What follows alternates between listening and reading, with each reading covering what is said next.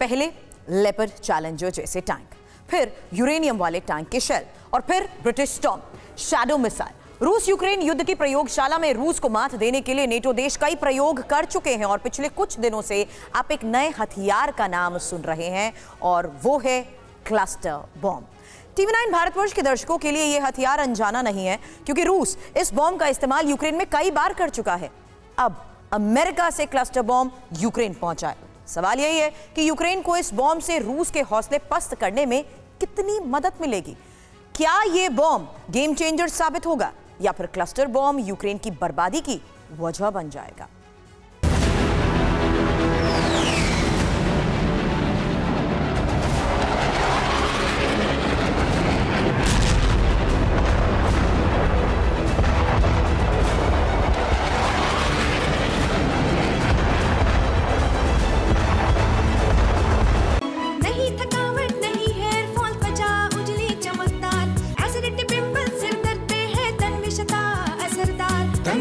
Tablets.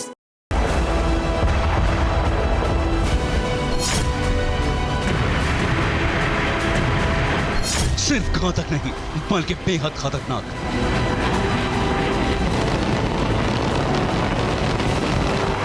इतना dangerous कि 120 देशों ने इस बम को बैन किया हुआ है।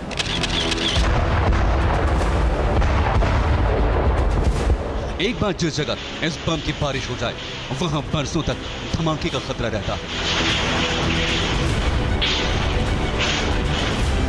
और अब इसी खतरनाक बम से लैस हो चुका है यूक्रेन। अमेरिका से बमों की पहली खेप पहुंचाई जा चुकी है।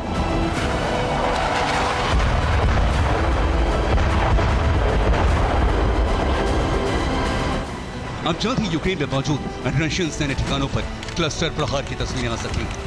अब सवाल है, क्लस्टर बम प्रहार का बदला रूस कैसे लेगा? क्या क्लस्टर बम से रूस के हौसले खत्म होंगे या यूक्रेन के लिए काल साबित होगा क्लस्टर?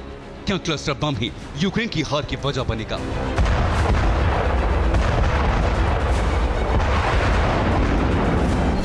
अंजाम क्या होगा, इसके संकेत पुतिन ने दे दिए हैं। क्लस्टर पर पुतिन ने एक इंटरव्यू में चुप्पी तोड़ी है। किसी भी वॉर में नंबर्स बहुत मायने रखते हैं और जब आंकड़ों का ग्राफ सामने आता है तो रूस यूक्रेन से बहुत आगे नजर आता है। पुतिन ने चेतावनी दे दी है कि रूस के पास क्लस्टर बम की कमी नहीं है। यूक्रेन के हर क्लस्टर प्रहार का मुंहतोड़ जवाब दिया जाएगा।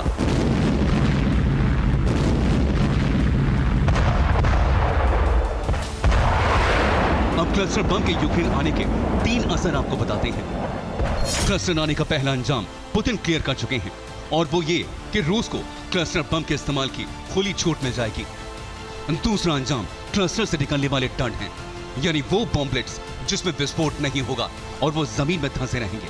तीसरा अंजाम ये होगा कि रूस और भी घातक और प्रतिबंधित हथियारों से हमले शुरू कर देगा।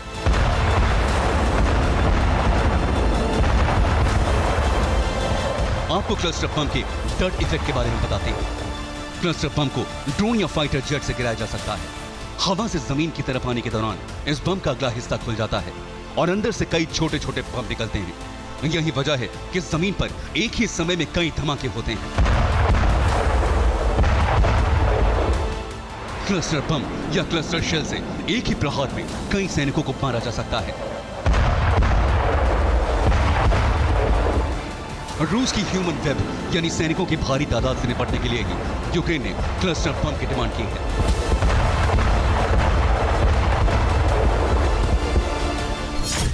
क्लस्टर बम से निकलने वाले बॉम्बलेट्स जमीन पर आते हैं, लेकिन ये जरूरी नहीं कि क्लस्टर बम से निकला हर छोटा बम फट ही जाए। कई बॉम्बलेट्स गिरने के बाद सालों तक मिट्टी में धंसे रहते हैं। रेड क्रॉस के मुताबिक क्लस्टर बम के 10 से 40% छोटे बम फटते नहीं हैं। इसे डंट रेट कहते हैं। बाद में माइंस की तरह इंसान या किसी गाड़ी के संपर्क में आने से फट जाते हैं।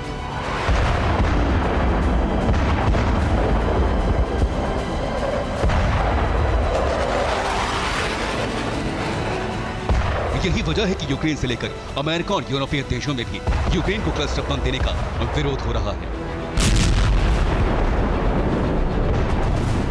यूक्रेन इन बम का इस्तेमाल बाख्मुत, खेरसोन जैसे इलाकों में करेगा, जहां रूस के सैनिक भारी तादाद में मौजूद हैं।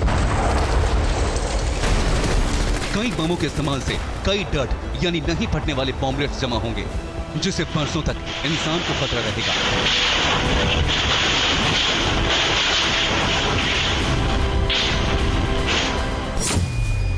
हालांकि अमेरिका का दावा है कि उसके क्लस्टर बम का डट रेट कम है। अमेरिका का दावा है कि उसके क्लस्टर बम का डट रेट सिर्फ 2.35% है, जबकि रूस के क्लस्टर बम का डट रेट यानी नहीं फटने वाले बॉम्बलेट्स का 30 से 40% है।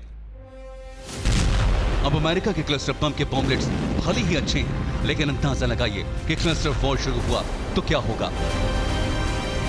अमेरिका खुद कह रहा है कि रूस क्लस्टर बम का डट रेट 30 से 40% है। अब रूस क्लस्टर बम का इस्तेमाल यूक्रेन में ही करेगा। ऐसे में अंदाजा लगाना मुश्किल नहीं कि यूक्रेन की जमीन पर ऐसे कितने बम जमा हो जाएंगे जो भविष्य में कभी भी फट सकते हैं।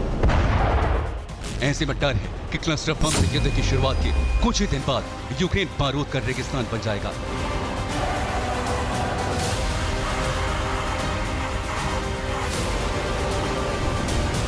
यानी क्लस्टर बम की वजह से हर तरफ से यूक्रेन की बर्बादी नजर आ रही है। अब आपको तीसरा पहलू भी बताते हैं, जिससे आपको पता चलेगा कि कैसे क्लस्टर यूक्रेन की तबाही की वजह बन सकता है। अमेरिका क्लस्टर बम देकर यूक्रेन को एक प्रतिबंधित हथियार से युद्ध लड़ने की खुली छूट दे रहा है और रूस इसका बदला अपने घातक बमों के इस्तेमाल से ले सकता है। यूक्रेन के पहले क्लस्टर प्रहार से रूस को प्रतिबंधित और घातक हथियारों के इस्तेमाल का मौका मिल जाएगा। रूस थर्मोबैरिक बम, जिसे वैक्यूम बम भी कहते हैं, उसका इस्तेमाल बढ़ा सकता है। यह रूस का एक बेहद घातक बम है। दुनिया में इस बम के इस्तेमाल पर पाबंदी है, लेकिन जब जब पुतिन के दिमाग में गुस्से और बौखलाहट का तूफान आया है, यूक्रेन इस बम के प्रहार से छलनी छलनी हुआ है।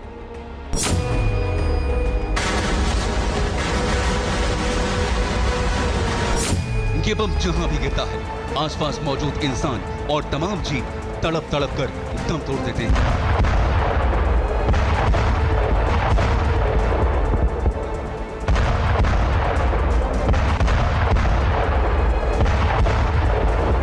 मल्टीपल रॉकेट लॉन्चर के इस्तेमाल की वजह से थोड़ी थोड़ी दूरी पर एक साथ कई थर्मोबैरिक बम गिराए जा सकते हैं और एक बहुत बड़े इलाके में मौजूद सैनिकों को मारा जा सकता है।